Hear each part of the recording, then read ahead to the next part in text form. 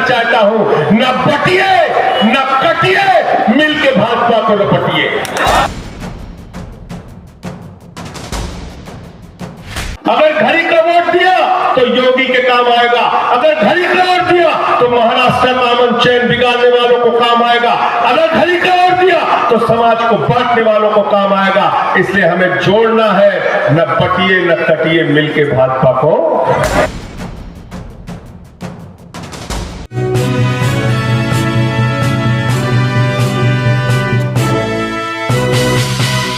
आज इतनी बड़ी तादाद में आप सबको देख के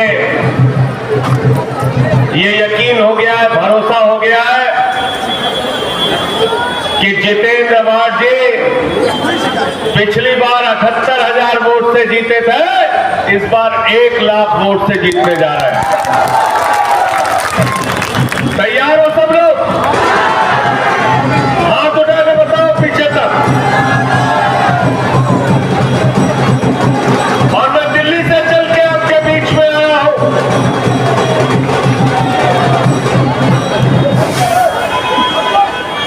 दिल्ली से चल के आपके बीच में आया हूं और इसलिए आया हूं कि पूरे हिंदुस्तान में जहां कहीं भी भारतीय जनता पार्टी के खिलाफ लड़ाई होगी, नरेंद्र मोदी के खिलाफ लड़ाई होगी, अमित शाह के खिलाफ लड़ाई होगी, नफरत के खिलाफ लड़ाई होगी, झगड़े के खिलाफ लड़ाई होगी, इस मुल्क का अमन बिगाड़ने वालों के खिलाफ लड़ाई होगी। संजय सिंह सीना तान के आपके साथ खड़ा होगा, इस विश्वास को दिलाने के लिए आपके बीच में आया।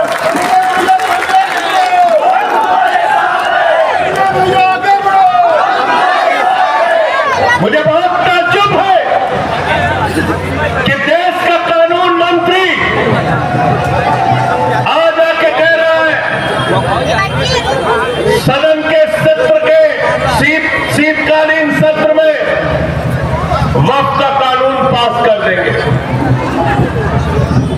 मैं जेपीसी का मेंबर हूं, अपोजिशन की तमाम पार्टियां उसमें मेंबर हैं। अरे अभी तो बिल के ऊपर मिनिस्ट्री की जो रिपोर्ट है उस पर चर्चा शुरू नहीं हुई। 800 पन्ने की रिपोर्ट में सिर्फ 100 पन्ने पे चर्चा हुई। अभी हमारी सरकार के प्रतिनिधि नहीं आए, बहुत सारे लोगों ने अपनी बात अभी कही नहीं।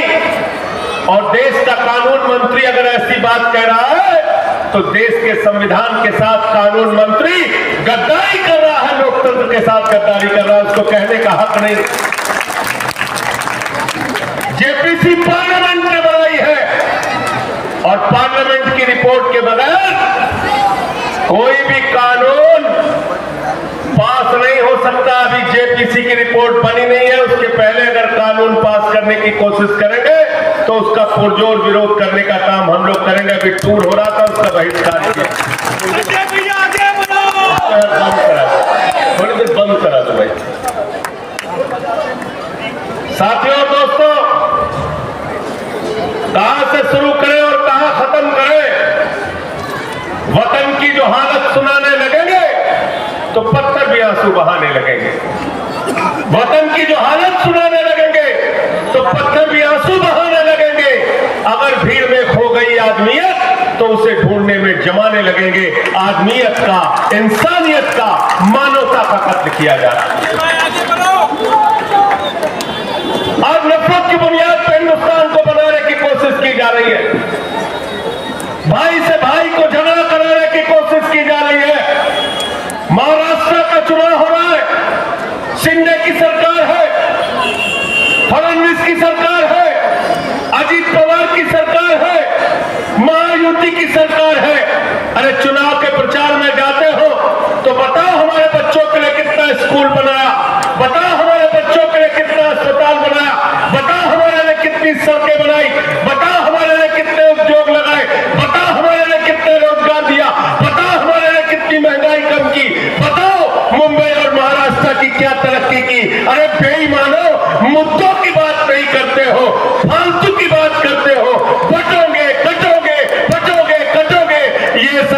में अब मुमला और मुंबई की जनता फंसने वाली नहीं है। हम सब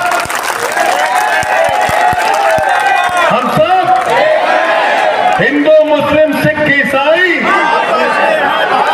हिंदू मुस्लिम सिख ईसाई, हिंदुस्तान 144 करोड़ लोगों का है। भारत का प्रधानमंत्री भाषण देता है यहाँ महाराष्ट्र में आके, कहता है एक रहोगे तो सेफ रहोगे। मैंने कहा मोदी जी 10 साल से तुम घास छील रहे हो क्या भाई? अगर 10 साल के बाद भी हम सेफ नहीं है तो अपने प्रधानमंत्री के पद से इस्तीफा दे दो, तुमको प्रधानमंत्री रहने का अधिकार नहीं। गलत तो नहीं कह रहा हूं? गलत तो नहीं कह रहा हूं? अरे 10 साल हो गए तुमको और 10 साल के बाद भी अगर हम सेफ नहीं है तो प्रधानमंत्री आगा घास छील रहा है, उसको इस्तीफा देके बैठ जाना चाहिए, उसको प्रधानमंत्री रहने का अधिकार। मुद्दे की बात नहीं करते। हम दिल्ली में चुनाव लड़ते अरविंद केजरीवाल जी के नेतृत्व में, हम बताते हमने इतने स्कूल बनाए, इतने अस्पताल बनाए, बिजली फ्री किया, पानी फ्री किया। यहां पे योगी जी आते हैं, नारा दे रहे बटोगे तो कटोगे। बोले कि नहीं बटोगे तो कटोगे? समझ में आया नारा का मतलब कि नहीं समझ में आया? समझ में आया? नहीं समझ में आया? नहीं समझ में आया? मैं आपसे कहना चाहता हूं, बटोगे तो तुम्हारे बच्चों के सरकारी स्कूल बंद हो जाएंगे, बटोगे तो सरकारी अस्पताल बंद हो जाएंगे, बटोगे तो तुम्हारी सरकारी सड़कें टूट के खाक खाक हो जाएंगी, बटोगे तो देश के अंदर महंगाई बढ़ जाएगी। 110 रुपए का पेट्रोल बिकेगा, 100 रुपए का डीजल बिकेगा, 250 रुपए का टमाटर बिकेगा, 300 रुपए का तेल बिकेगा, महंगाई आसमान पे पहुंच जाएगी। बटोगे तो भारत की सेना 4 साल के ठेके पे रख दी जाएगी, अग्निवीर की योजना लाई जाएगी। बटोगे तो नफरत की बुनियाद पर हिंदुस्तान को बांटा जाएगा। बटोगे तो याद रखना आपके बच्चों का मुस्तकबिल खराब हो जाएगा। महाराष्ट्र के अंदर उद्योग धंधे गुजरात में चले जाएंगे। बटोगे तो आपका रोजगार खत्म होगा, किसान आत्महत्याएं करने के लिए मजबूर होगा। इसलिए मैं कहना चाहता हूं, न बटिए न कटिए, मिलके भाजपा को लपटिए।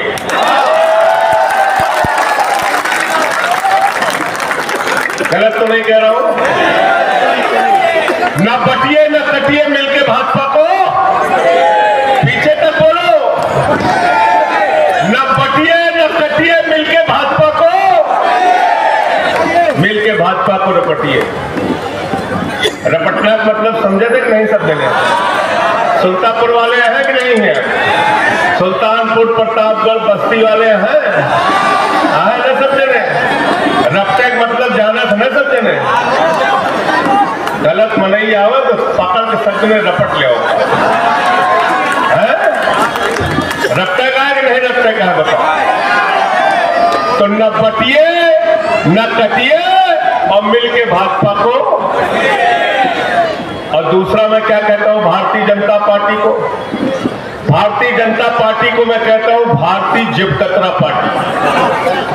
भारतीय जेब कतरा पार्टी, जेब काटने वालों की पार्टी। महंगाई देश के अंदर बढ़ाया, नोटबंदी लगा के आपकी जिंदगी को बर्बाद किया, आप लाइनों में खड़े रहे, 100 से ज्यादा लोग मर गए। किसानों के 3 काले कानून लाए, 750 किसानों ने अपनी शहादत दी। भारत का प्रधानमंत्री इस देश की जनता से झूठ बोलने का काम करता है। एक बार प्रधानमंत्री ने कहा मोदी जी को वोट दे दो, 2 करोड़ नौकरी देंगे, झूठ बोला। फिर बोले ऐसा काला धन लाएंगे, इतना काला धन लाएंगे, इतना काला धन लाएंगे कि हर आदमी के खाते में कितना जमा हो जाएगा? कितना जमा होगा? सबको याद है, कोई भूला नहीं समीम भाई।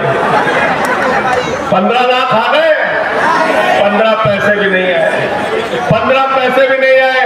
किसानों को कहा भाइयों और बहनों किसानों, आपका हम आमदनी दोगुना कर देंगे, फसल का दाम दोगुना कर देंगे। किसानों से झूठ बोला। माताओं बहनों से कहा महंगाई कम कर देंगे, देश के नौजवानों से कहा रोजगार देंगे। हर चीज झूठ बोलने का काम किया। झूठ बोलने भारत के प्रधानमंत्री को महारत हासिल है। मैं तो मोदी जी के बारे में कहता हूं, अगर हिंदुस्तान के अंदर किसी नेता के पास गंजे को कंघी बेचने का हुनर है तो उसका नाम है नरेंद्र मोदी।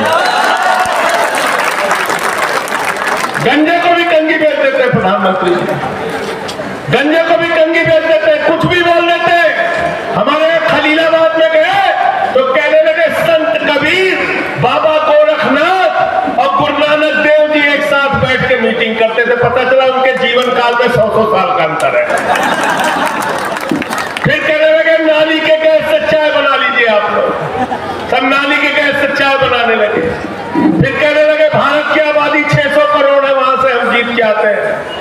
कुछ भी भारत के प्रधानमंत्री बोल देते हैं। तो मैं तो ये कहता हूं कि मोदी जी और उनकी पार्टी का नाम है भारतीय झूठा पार्टी, और दूसरा काम ये करते देश में झगड़ा कराने का काम। झगड़ा कराने का काम।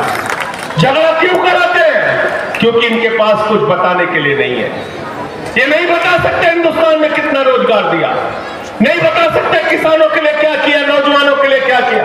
आज महाराष्ट्र के अंदर सबसे ज्यादा नौजवान आत्महत्या कर रहा है, किसान आत्महत्या कर रहा है।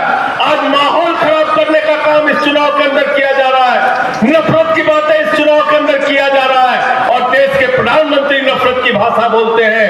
कभी कहते हैं भैंस चुरा के ले जाएंगे, कभी कहते हैं मंगलसूत्र चुरा के ले जाएंगे, कभी कहते हैं रोटी चुरा के ले जाएंगे। अभी हद कर दी, प्रधानमंत्री ने कहने लगे बेटी चुरा के ले जाए।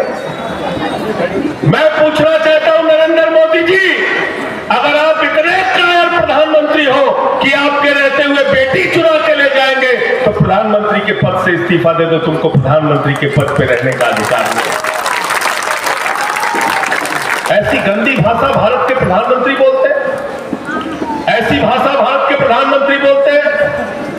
हिंदुस्तान के मुसलमानों के खिलाफ आप लोगों को भड़काते हैं, और दुबई में जाते हैं तो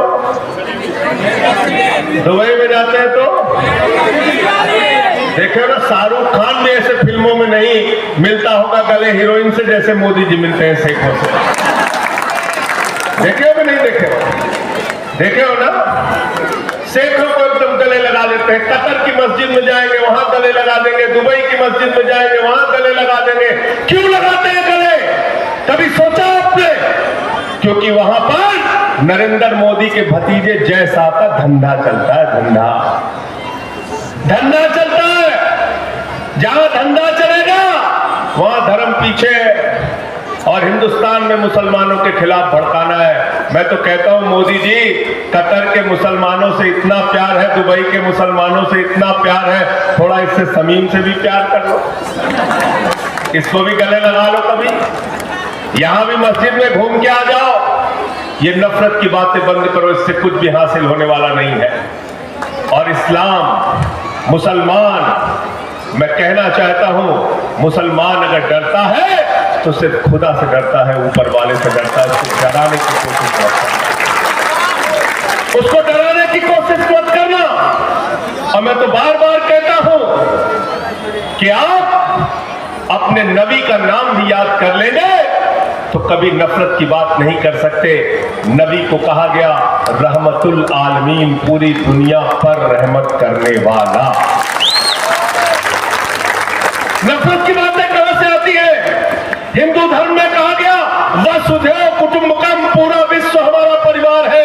हम पूजा खत्म करते हैं, भगवान से प्रार्थना करते हैं हाथ जोड़ के कि धर्म की जय हो, अधर्म का नाश हो, प्राणियों में सद्भावना हो, विश्व का कल्याण हो। अरे हिंदू धर्म पूरे विश्व की कल्याण की बात करता है। मोदी जी जरा हमको तुम बताओ, फडणवीस जी जरा हमको तुम बताओ, शिंदे जी जरा हमको तुम बताओ, अमित शाह जरा हमको बताओ, योगी जी जरा हमको बताओ, कौन सा हिंदू धर्म तुमने पढ़ा है जो नफरत की बात करते हो?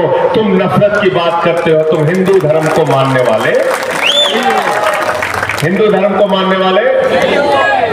तो मैं अभी समीम भाई से रास्ते में बात हो रही थी, थोड़ा कंफ्यूजन में है आप लोग, है? घड़ी बंद हो चुकी है, याद रखिएगा। बंद किया है कि नहीं किया बताइए आप लोग? बंद कर दिया ना? तुतारी को ध्यान में रखना, तुतारी को ध्यान में रखना। जितेंद्र अवार्ड का चुनाव निशान है तुतारी। तुतारी को याद रखना, याद रखना।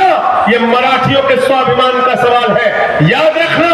ये उत्तर भारतीयों के स्वाभिमान का सवाल है, याद रखना। मैं आपसे कहने के लिए आया हूं, हाथ जोड़कर विनती करने के लिए आया हूं। ये वही लोग हैं जिन्होंने गद्दारी करके शिवसेना को तोड़ने का काम किया, बाला साहब उद्धव ठाकरे की पार्टी को तोड़ने का काम किया। ये वही लोग हैं जिन्होंने शरद पवार की पार्टी को तोड़ने के लिए काम किया। तो याद रखना, गद्दारों के लिए माफी, गद्दारों के लिए माफी, किसी भी धर्म में गद्दारों के लिए माफी, गद्दारों के लिए माफी। और जितेंद्र अवार्ड के लिए इसलिए भी आया हूं, आज आपको बता रहा हूं। मैं जेल गया 6 महीने जेल में रहा। हमारे साथी पूछते हैं, कहते हैं क्यों आपको जेल में डाला? क्योंकि मैं नरेंद्र मोदी की आंख में आंख डाल के बात करता हूं, अमित शाह की आंख में डाल के बात करता हूं। इसलिए मुझे जेल में भेजा, इसलिए मुझे जेल में भेजा क्योंकि मैं आपकी आवाज उठाने का काम करता हूं। इसलिए मुझे जेल में भेजा क्योंकि देश की सदन में प्रधानमंत्री के सामने दो चार करने की बात करता हूं। और इसलिए मुझे सदन में मुझे उठा के जेल में भेजा क्योंकि मैंने सदन में नारा लगाया था, मोदी अडानी भाई भाई देश बेच के खाई मलाई।